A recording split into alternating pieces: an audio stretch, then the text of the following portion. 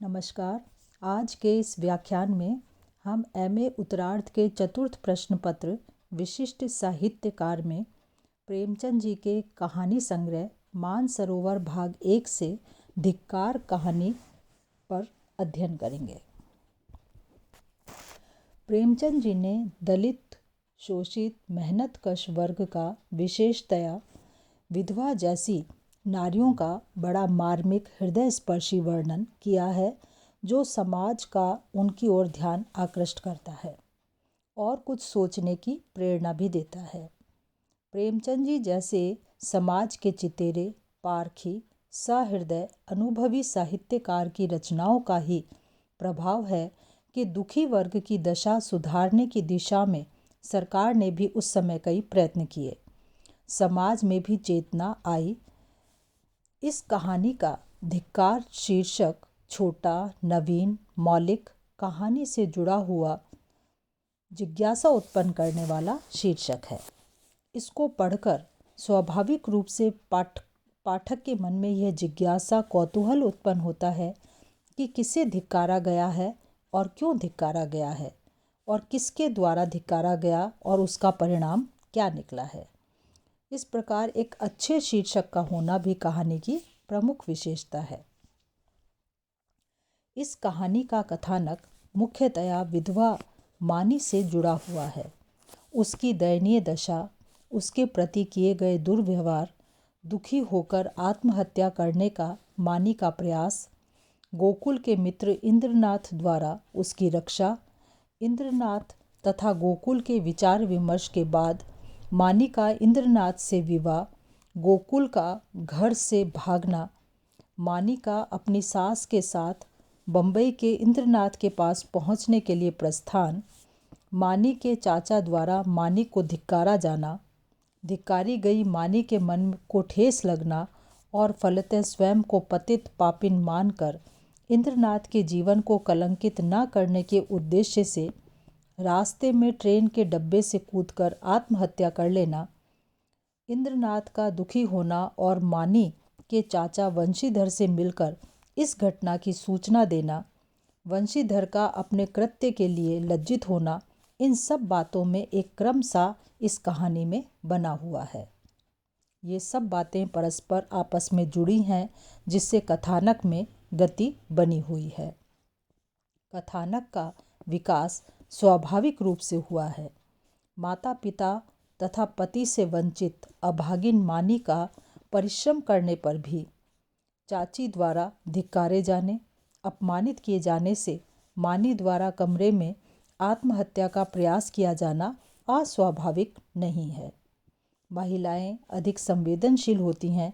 वे किसी का कुछ बिगाड़ करने की बजाय अपना जीवन समाप्त करने के लिए प्राय उतारू हो जाती हैं। अपमान मृत्यु से भी अधिक कष्टदायक लगा करता है। यह एक स्वाभाविक, यथार्थ और मनोवैज्ञानिक तथ्य है। चचेरी बहन के विवाह के अवसर पर उसके आभूषण देखने आने पर चाची द्वारा अपमानित होकर लौट गई मानी क्या प्रतिक्रिया व्यक्त करेगी, यह उत्सुकता भी पाठक के मन को होती है। इसी प्रकार बम्बई के लिए जाने पर वंशीधर द्वारा धिक्कारी गई मानी पर क्या प्रतिक्रिया होगी, यह जानने की उत्सुकता भी पाठक के मन में उत्पन्न होती है। मानी के मरने पर इंद्रनाथ, वंशीधर आदि पर क्या प्रतिक्रिया हुई, यह उत्सुकता भी उत्पन्न होती है। इस प्रकार कथानक में कौतूहल का तत्व विद्यमान है, जिससे पाठक पूरी कहानी को पढ़ने में रुचि बनाए रखता है। कहानी में एक ठोस कथानक है। पाठक को अपनी ओर से सोचने के लिए लगभग कुछ भी नहीं छोड़ा गया है। धिक्कार कहानी का उद्देश्य यही स्पष्ट करना है कि घर में विधवा नारी के साथ कैसा व्यवहार किया जाता है, उसका जीवन किस तरह कष्टमय उपेक्षित होता है। मानी दिन भर कड़ा परिश्रम करती थी, फिर भी उसके साथ चाचा चाची उससे खुश ना होते थे। स्वयं घर के लोग शादी विवाह के अवसर पर उसकी उपस्थिति अशुभ मानते थे।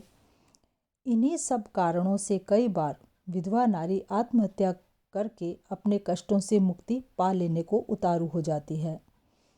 पुनर्विवाह को भी उस समय अच्छा नहीं माना जाता था, भले ही घर में उसे कितना भी बोझ क्यों ना समझा जाता हो, परंतु उसका विवाह घर वालों के लिए शर्म की बात बन जाता था। मानी की दयनीय दशा को रेखांकित करने लेखक ने गैर व्यक्ति इंद्रनाथ द्वारा सहानुभूति प्रकट उससे कराई गई है और उसे मानी के साथ विवाह के लिए उद्यत कर युवा पीढ़ी को पुनर्विवाह की प्रेरणा दी गई है ताकि बाल विधवाओं की स्थिति में सुधार हो सके। कहानी मर्मस्पर्शी है, प्रेरणादायक है और मानवता को जगाने वाली है। इस कहानी का शीर्षक मानी के साथ दुर्व्यवहार करने वाले चाचा चाची को धिक्कारने वाला है, जिनके कठोर निर्दयी व्यवहार ने मानी को प्राण त्यागने, आत्महत्या करने के लिए विवश कर दिया।